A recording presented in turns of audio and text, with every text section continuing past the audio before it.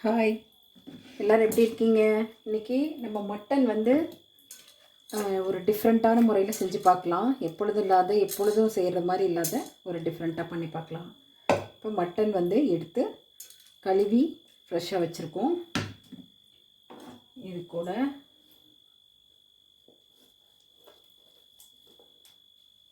Onion,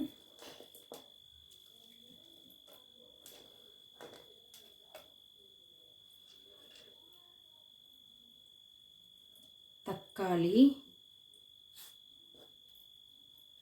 பச்சை மிளகா,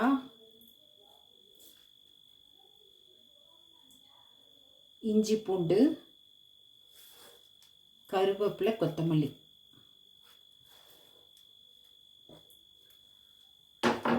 வெங்காயம், தக்காளி, இஞ்சி பூண்டு, கருவேப்பிலை, கொத்தமல்லி, பச்சை மிளகா, இது கூட சேர்த்துருக்க மட்டன் கூட. இப்போ கொத்தமல்லி தூள்,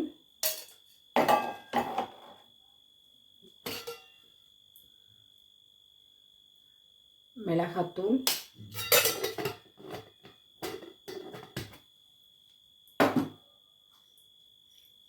ஹோல் கரம் மசாலா இருக்கு இல்லைங்களா, பட்டை, கிராம்பு, சோம்பு இதெல்லாம் கொஞ்சம் போட்டுக்கலாம்.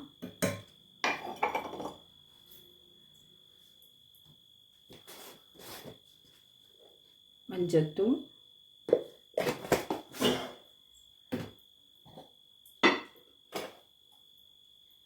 உப்பு தேவையான அளவு,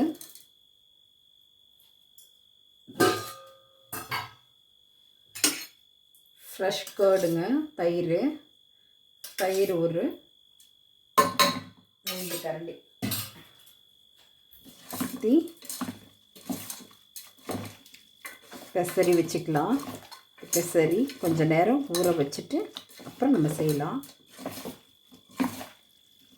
இந்த இஞ்சி பூண்டு, வெங்காயம், கருவேப்பிலை இதெல்லாம் அப்படியே ஃபுல்லாக அந்த வாசமெல்லாம் ஃபுல்லாக மட்டனில் இறங்கட்டும். அப்புறமா செஞ்சோம்னா நல்லாயிருக்கும். மிளகாத்தூள், மல்லித்தூள் இதெல்லாம் போட்டிருக்கேன். கரம் மசாலா போட்டிருக்கோம், அந்த வாசமும் இருக்கட்டும்.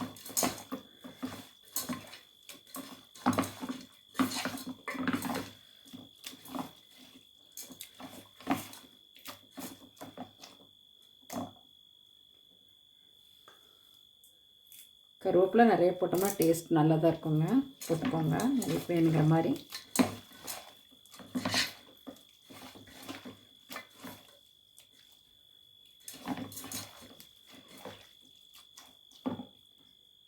இது கூட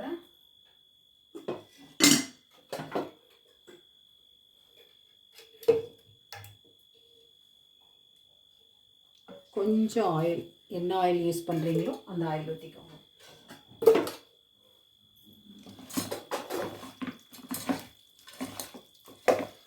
ஓகே, இதை அப்படியே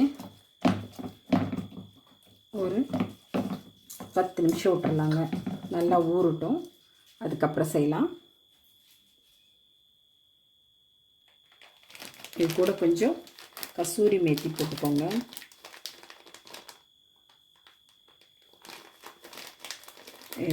நல்ல வாசமாக மட்டனுக்கு இன்னும் கொஞ்சம் டேஸ்ட்டும் நல்லாயிருக்கும்.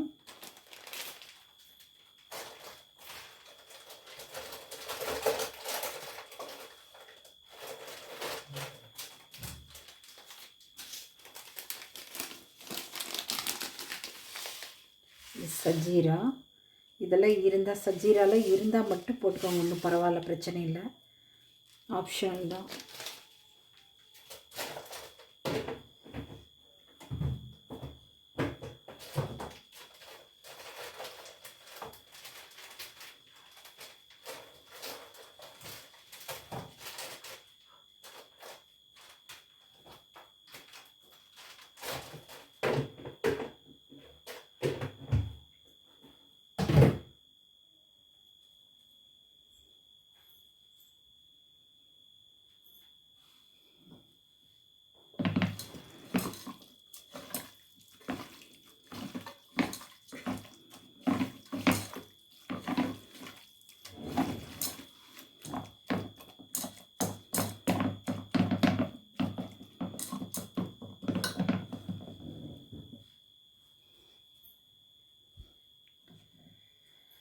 எப்பொழுதும் ஒரே மாதிரி இல்லாத இப்படி ஒரு நாள் செஞ்சு பார்க்கலாம். இதில் என்னென்னா டேஸ்ட் இன்னும் அதிகமாக ஒரு எப்பொழுதும் ஆனியன் இதெல்லாம் பற்றி ஃப்ரை பண்ணிவிட்டு அப்புறம் இஞ்சி பூண்டு போட்டு மற்ற மசாலாலாம் போட்டு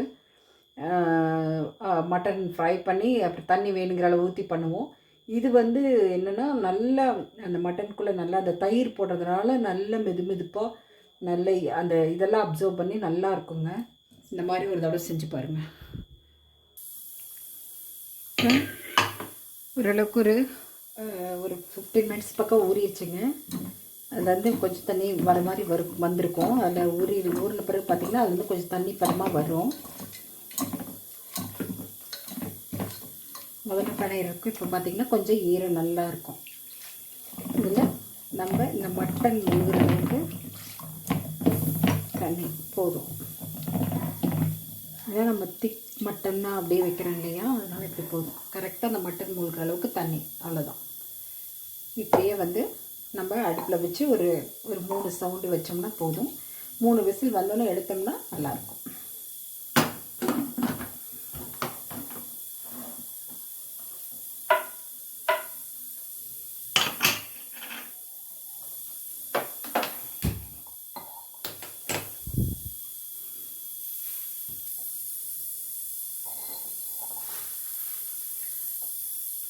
வெயிட் பண்ணலாம். ஒரு 3 சவுண்ட் வரட்டும். மட்டன் நல்லா வெந்து வரும். வந்த பிறகு அப்புறம் இந்த ப்ரெஷர் அடங்கினதுக்கப்புறம் எடுத்து சாப்பிட்லாம்.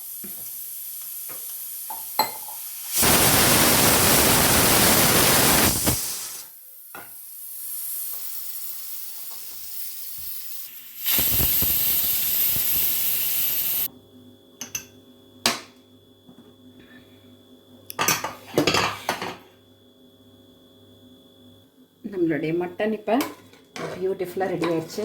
பாருங்க, சூப்பராக இருக்குது, பஞ்சு பஞ்சாக. அவ்வளோதான். இதை அப்படியே ஊற்றி ரைஸ் வச்சு சாப்பிட்லாம். சப்பாத்திக்கு எது வேணாலும் வச்சு சாப்பிட்லாம்.